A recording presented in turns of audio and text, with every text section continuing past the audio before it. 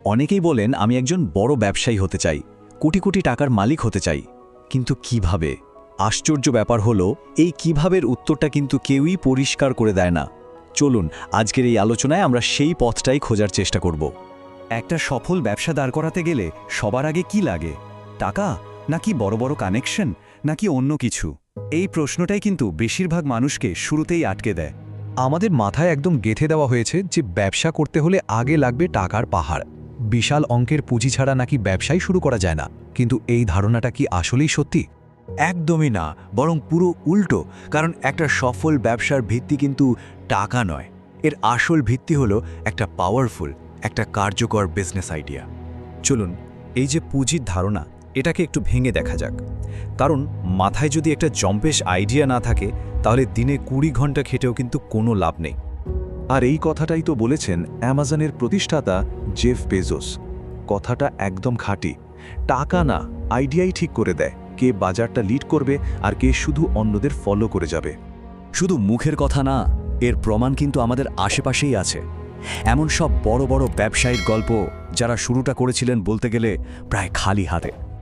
ভাবা যায়, মাত্র 16 টাকা বাংলাদেশের অন্যতম সফল উদ্যোক্তা আকিজউদ্দিন তার বিশাল ব্যবসার যাত্রা শুরু করেছিলেন মাত্র 16 টাকা দিয়ে। এটাই তো একটা শক্তিশালী আইডিয়ার আসল ক্ষমতা। কিংবা ধরুন আরেকজনের কথা, নাজমা আক্তার, মাত্র 50,000 টাকা লোন আর 2 জন কর্মচারী, এই দিয়ে যে জুতোর কারখানা তিনি শুরু করেছিলেন, আজকের দিনে তার ব্যবসার মূল্য 2.5 কোটি টাকা। তাহলে শিক্ষাটা কি? শিক্ষাটা হলো যারা অল্প পুঁজি নিয়ে শুরু করেন তারাই আসলে ব্যবসার আসল মারপ্যাচগুলো ধীরে ধীরে শেখেন।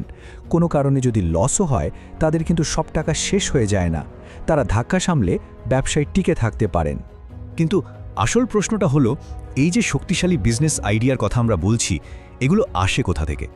এর পেছনে কিন্তু একটা দারুণ কার্যকর কৌশল আছে। চলুন সেই রহস্যটা জেনে নেওয়া যাক। নামটা শুনে হয়তো একটু কঠিন মনে হতে পারে, ক্রস মার্কেট বিজনেস অ্যাডাপ্টেশন, কিন্তু ব্যাপারটা একদমই সহজ। সোজা কথায়, যে বিজনেসটা পৃথিবীর অন্য কোনো জায়গায় দারুণভাবে সফল, সেই একই মডেলটাকে নিজের এলাকার মানুষের চাহিদা অনুযায়ী একটু বদলে স্মার্টভাবে শুরু করা। এই স্লাইডটা দেখুন, ব্যাপারটা একদম পরিষ্কার হয়ে যাবে। অ্যামাজন শুরু হয়েছিল আমেরিকায়, সেই একই মডেলটাকে ভারতে নিয়ে এলো ফ্লিপকার্ট আর বাংলাদেশে নিয়ে এলো দারাজ। এখন ভাবুন তো, দারাজ কি নতুন কিছু আবিষ্কার করেছে? না তো, তারা শুধু একটা প্রমাণিত সফল বিজনেস মডেলকে সঠিক সময়ে সঠিক মার্কেটে নিয়ে এসেছে। অনেকেই ভাবতে পারেন এটা তো নকল করা, আসলে কিন্তু তা নয়। এটা হলো স্মার্ট এক্সিকিউশন। যেমন ধরুন রিং চিপসের কথা। বোম্বে সুইটস বিদেশি চিপসের আইডিয়াটাকে আমাদের দেশের বাজারের জন্য বদলে তৈরি করল রিং চিপস। কেউ কি বলে তারা নকল করেছে? না, সবাই বলে তারা একটা দারুণ স্মার্ট বিজনেস করেছে। তো চলুন এই অ্যাডাপ্টেশনের সূত্র ব্যবহার করে আমাদের প্রথম বিজনেস আইডিয়াটা দেখা যাক। এমন একটা আইডিয়া যা এখন বাংলাদেশে অসম্ভব জনপ্রিয় হয়ে উঠছে। কুষ্টিয়ার বিখ্যাত পোড়া রুটি আর মালাই চায়ের কথা তো অনেকেই হয়তো শুনেছেন, তাই না? সেখানকার বিক্রেতারা প্রতিদিন প্রায় 1200 পিস রুটি আর 100 লিটার দুধের চা বিক্রি করেন। ভাবা যায়, এই জনপ্রিয় আইডিয়াটাই এখন স্মার্টলি সারা দেশে ছড়িয়ে পড়ছে। মাত্র 50-60 হাজার টাকায় একটা ছোট ফুড কার্ট নিয়ে যে কোনো ব্যস্ত জায়গায় এই ব্যবসা শুরু করা সম্ভব, কারণ এর চাহিদাই সাফল্যের আসল চাবিকাঠি। চলুন এবার আমাদের দ্বিতীয় আইডিয়াতে যাই।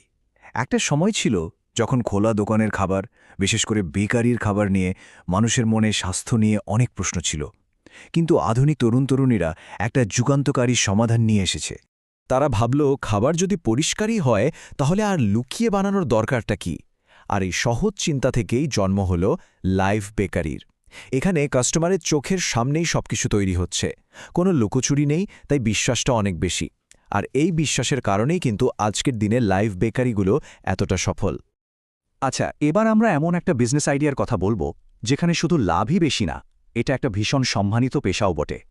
ফার্মেসি ব্যবসা। এখানে গড়ে 20 থেকে 50% পর্যন্ত লাভ করা সম্ভব। মানে 1000 টাকার পণ্য বিক্রি করলে সেখানে লাভ থাকতে পারে প্রায় 500 টাকা পর্যন্ত। এই লাভটা আসে মূলত 3 জায়গা থেকে। দেখুন, প্রেসক্রিপশনের ওষুধের লাভ হয়তো একটু কম থাকে, কিন্তু সাধারণ সর্দিকাশির ওষুধ, যেগুলোকে ওটিসি মেডিসিন বলে, আর তার সাথে কসমেটিক্স ও হেলথ সাপ্লিমেন্টস, এগুলোতে লাভের মার্জিন অনেক বেশি। সব মিলিয়ে তাই মোটের ওপর লাভটা দারুণ হয়। অবশ্যই এই ব্যবসা শুরু করার জন্য কিছু শর্ত পূরণ করতে হবে। যেমন একটা ড্রাগ লাইসেন্স লাগবে, নিজের দক্ষতা বাড়ানোর জন্য 3 মাসের একটা ফার্মাসিস্ট কোর্স করে নিতে হবে আর ন্যূনতম এসএসসি পাশের সার্টিফিকেট তো লাগবেই। সুতরাং আলোচনার শেষে আমরা আবার সেই মূল কথাতেই ফিরে আসি। একটা সফল ব্যবসার যাত্রা শুরু করার জন্য পকেটে কত টাকা আছে সেটা আসল কথা নয়। আসল কথাটা হলো মাথায় কতটা শক্তিশালী একটা আইডিয়া আছে। তাহলে এবার একটু ভাবার পালা। নিজের শহর বা এলাকার চারপাশে একটু তাকিয়ে দেখুন তো, অন্য কোনো শহরের কোনো একটা সফল আইডিয়াকে কি নিজের এলাকায় নতুন করে শুরু করা যায়? উত্তরটা হয়তো আপনার আশেপাশেই লুকিয়ে আছে।